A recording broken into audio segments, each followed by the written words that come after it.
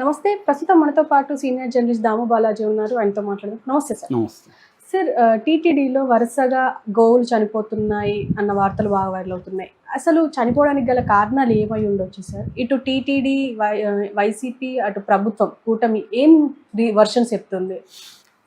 యాక్చువల్గా ఇదేంటంటే ఇప్పుడు మెల్లగా ఈ వివాదం స్టార్ట్ అయ్యి రాను రాను పెద్దదైంది. నిన్నంతా కూడా భూమన కరుణాకర్ రెడ్డి తిరుపతిలో ఆయన నేల మీద పడుకొని నిరసన తెలియజేయడం, ఎందుకంటే ఆయన్ని అలో చేయట్లేదు పరిశీలించడానికని. అట్లాగే రోజా కూడా అక్కడ వెళ్ళి కూర్చొని చాలా వివాదాస్పదమైన కామెంట్లు చేసింది. అట్లాగే పవన్ కళ్యాణ్ కూడా సందర్శించడానికి బయలుదేరి ఆయనకి ఆరోగ్యం బాగాలేక మళ్ళీ విరమించుకున్నట్టుగా వార్తలు వచ్చాయి.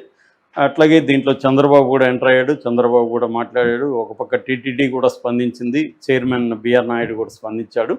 సో ఓవరాల్గా అసలు తిరుమలలో గోవులు ఎన్ని ఉన్నాయి, అక్కడ ఎందుకు చనిపోయినాయి, అసలు జనరల్గా ఎన్ని చనిపోతుంటాయి నెలకి, సో ఈ వివాదంలో ఎవరి వాదనలు ఏంటి? ఈ వివాదంలో మొత్తంగా ముగ్గురు ఇన్వాల్వ్ అయినారు. ఒకటి వైసీపీ, 2 టీటీడీ బోర్డు, 3 ప్రభుత్వం. ఈ ముగ్గురు వాదనలు ఏంటి, నిజాలు ఏమై ఉండొచ్చు అనే విషయాలు మనం చూద్దాం. తిరుపతిలో అంటే తిరుమలలో, తిరుపతి వేరు తిరుమల వేరు, తిరుమలలో శ్రీ వెంకటేశ్వర గో సంరక్షణశాల దాని పేరు. సో ఇదొక డైరీ ఫామ్. దీంట్లో 2016 నాటికి 2500 ఆవులు, అంటే గోవులు కావచ్చు ఆవులు కావచ్చు, నాకు అలవాటు ఆవులు కాబట్టి నేను ఆవులు అంటాను. సో ఆవులు ఉన్నాయి. అందులో 1800 దేశీయ ఆవులు. దేశీయ ఆవుల్లో గిర్ జాతికి చెందినవి, తర్వాత సహీవాలు, రెడ్ సింధి, పొంగనూరు, ఒంగోలు, ఈ 4 రకాలవి ఎక్కువ ఉన్నాయి. మిగతావి మిక్స్డ్ అనమాట. సో ప్రజెంట్ అయితే టీటీడీ చెబుతున్న లెక్కల ప్రకారం 1768 ఆవులు ప్రజెంట్ ఉన్నాయి. ఈ 1768 ఆవుల్లో గత 3 నెలల్లో 100 చనిపోయినాయి అనేది వైసీపీ ఆరోపణ. అయితే ఈ ఆవులు అక్కడ ఎందుకు ఇన్ని ఉన్నాయి, ఏ పర్పస్కి ఉన్నాయంటే, ఒకటి మిల్క్ ప్రొడక్షన్. ఈ మిల్క్ ప్రొడక్షన్ వైసీపీ చెప్తున్న దాని ప్రకారం వైసీపీ ఉన్నప్పుడు రోజుకు 1700 లీటర్లు మిల్క్ ప్రొడ్యూస్ అయ్యేది. ఇవాళ అదే 500కి పడిపోయింది అనేది వైసీపీ ఆరోపిస్తుంది. దానికి కౌంటర్గా టీటీడీ బోర్డు చెప్పట్లేదు. ఏదేమైనా మిల్క్ ప్రొడక్షన్ అయితే తగ్గింది అనేది చెప్తున్నారు. అట్లాగే కల్చరల్ పర్పస్కి, రిలీజియస్ రిచువల్స్కి కూడా ఈ గోవులను వాడతారు తిరుమలలో. వాటిని అనేక మనకి, ఎందుకంటే హిందూ సంప్రదాయంలో గో పూజ అనేది ప్రధానం కాబట్టి దానికి సంబంధించి కూడా వీటిని వాడుతుంటారు. So milk, cultural and religious పర్పస్ల కోసం ఇక్కడ ఈ డైరీ ఫామ్ను వాడుతున్నారు. ఇందులో దాదాపు 260 మంది ఎంప్లాయీస్ పనిచేస్తారు. దీనికి వెటర్నరీ డాక్టర్లు ఉన్నారు. దీనికి ఇన్ఛార్జిగా ఒక డిఎఫ్, డిస్ట్రిక్ట్ ఫారెస్ట్ ఆఫీసర్ని ఇన్ఛార్జిగా పెట్టారు. సో ఇప్పుడు ఏమైందంటే, మొన్న ఒక ఆవు ఒక రైల్వే ట్రాక్ మీద ప్రెగ్నెంట్గా ఉన్న ఒక ఆవు చనిపోయింది. దాని మెడలో టీటీడీ ట్యాగ్ ఉంది. సో ఇది ఎందుకు ఇక్కడికి వచ్చి చనిపోయింది, రైల్వే ట్రాక్ దగ్గరకు వచ్చి ఎలా చనిపోయింది, దీంట్లో క్లియర్గా నెగ్లిజెన్స్ ఉంది, దీని వెనుక టీటీడీ బోర్డు బాధ్యత వహించాలి అనేది వైసీపీ వాళ్ళు దీన్ని గొడవ చేయడం మొదలుపెట్టారు. అక్కడి నుంచి అనేక పశువులు చనిపోయినాయని విజువల్స్ వీళ్ళు రిలీజ్ చేశారు, గ్రాఫిక్ విజువల్స్ రిలీజ్ చేస్తారు. దాంట్లో వాళ్ళు చెప్తున్నది ఏమంటే, ఈ 3 నెలల్లో 100కు పైన చనిపోయినాయి అనేది వాళ్ళు చెప్పారు. చంద్రబాబు అసలు ఒకటి కూడా చనిపోలేదని చెప్పాడు. దాని తర్వాత టీటీడీ వాళ్ళు రిలీజ్ చేశారని ఒక లిస్టుని రోజా రిలీజ్ చేసింది. టీటీడీ వాళ్ళు అఫీషియల్గా రిలీజ్ చేసినట్టుగా నాకైతే తెలియదు, కానీ ఆ లిస్ట్ అయితే వైరల్ అవుతుంది. ఆ లిస్టులో స్టాంప్ కూడా ఇది ఈ ఎస్వి గో సంరక్షణశాల అనే స్టాంప్ ఉంది. దాంట్లో 2 సైన్ చేశారు. అందులో ఒక అతని క్లియర్గా ఫామ్ మేనేజర్ వెటర్నరీ అన్న బ్రాకెట్లో అతను సైన్ ఉంది. సో పేరు లేదు కానీ సైన్ ఉంది. అలాగే 2 సైన్ చేసి ఆ లిస్ట్ ఇచ్చారు. ఆ లిస్టులో ఏప్రిల్ 2024 నుంచి మార్చి 2025 వరకు ఎన్ని చనిపోయినాయి మంత్లీ డేటా ఇచ్చారు.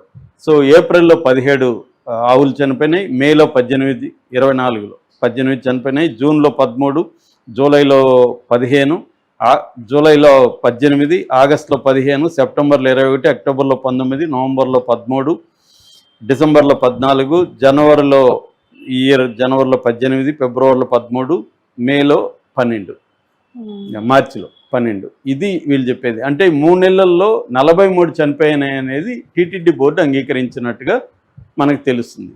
అయితే ఈ 3 నెలల్లో 100 చనిపోయినాయి, 100కు పైన చనిపోయినాయి వైసీపీ వాళ్ళు ఆరోపిస్తున్నారు.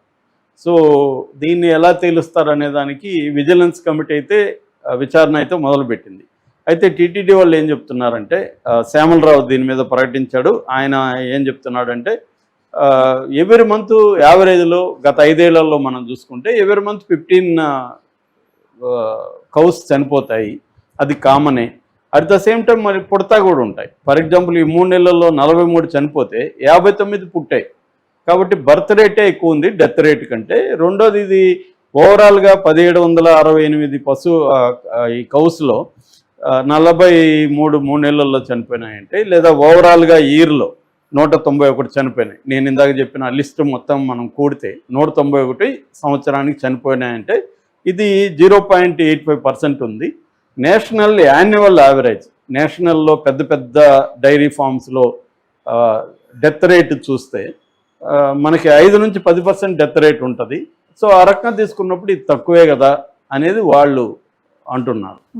సో ఎవరు టీటీడీ వాళ్ళు సపోర్ట్ అంటే ఇవి నేచురల్గా చనిపోయేది, ఏజ్ అయిపోయి చనిపోయింది, కొంచెం హెల్త్ ఇష్యూస్ వల్ల చనిపోతాయి. ఇది ఏ డైరీ ఫామ్లో అయినా లాంగ్ పెద్దగా ఉండే లార్జ్ డైరీ ఫామ్స్లో మంత్లీ ఒక 15 చనిపోతాయి, ఇంకొక 15 20 పుడుతుంటాయి. ఇది కామనే అనేది అన్నారు. ఈవెన్ ఆయన కూడా బిఆర్ నాయుడు కూడా ఇదే చెప్పాడు. అయితే వీళ్ళు ఏం చెప్తున్నారంటే, మేము ఉన్నప్పుడు దాదాపు 500 రకాల దేశీయ ఆవుల్ని మేము ఇంట్రడ్యూస్ చేశాము. కరుణాకర్ రెడ్డి చెప్తున్నారు భూమన.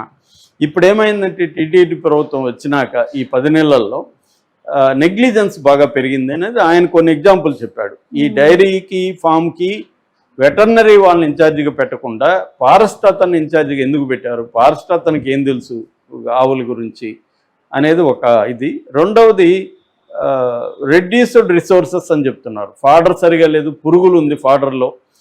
తర్వాత ఇన్ఫ్రాస్ట్రక్చర్ సరిగా లేదు, శానిటేషన్ అసలు బాగాలేదు.